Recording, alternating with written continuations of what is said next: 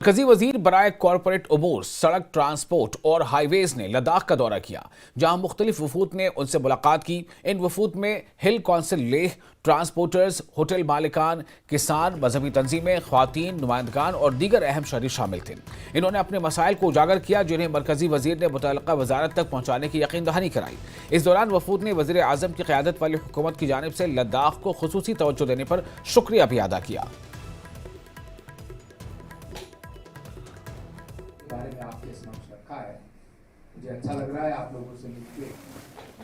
हमारे पेशेंट्स या स्टूडेंट्स के लिए भी बहुत मुश्किल हो जाता है सर, इसको सब्सिडाइज कर लोगों से भी मुलाकात हो जाएगी, बातचीत हो जाए। कहना चाहता है सर, हमारे यहाँ डिपेंड है टूरिज्म पर, जो अभी हमारे टनल जो लद्दाख में आजकल मेरे ख्याल से।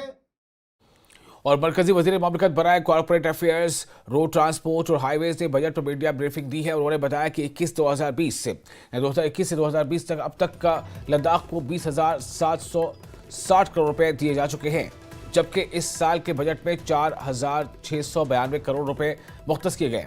इसके अलावा करगिल ज़ांस्कार रोड के लिए 3,000 करोड़ और लेह ज़ांस्कार रोड के लिए 2,800 करोड़ रुपए का ऐलान किया गया है। बिलासपुर बयानी लेह रेलवे ट्रैक के लिए 1,31,000 करोड़ रुपए मुख्तस किए गए हैं।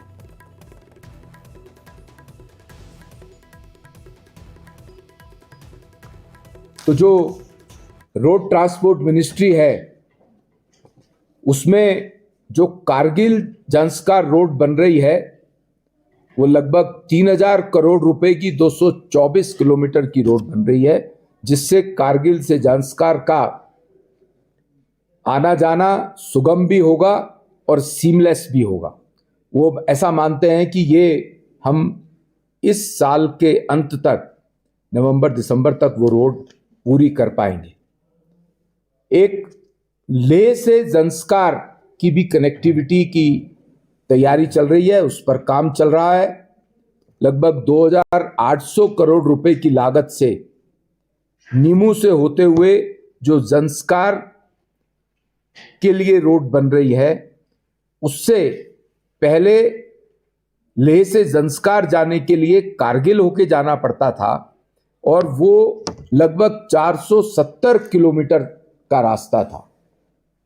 जब ये लेह से ज़ांस्कार वाया नीमू होकर के जाते हैं या जाएंगे, जब ये रोड बन जाएगी, जो कि प्रधानमंत्री डेवलपमेंट प्रोग्राम के अंतर्गत बन रही है, जिसके ऊपर 2,800 करोड़ रुपए का आउटले रखा गया है, तो ये केवल 220 किलोमीटर का रास्ता रह जाएगा, जो पहले 470 किलोमीटर का था।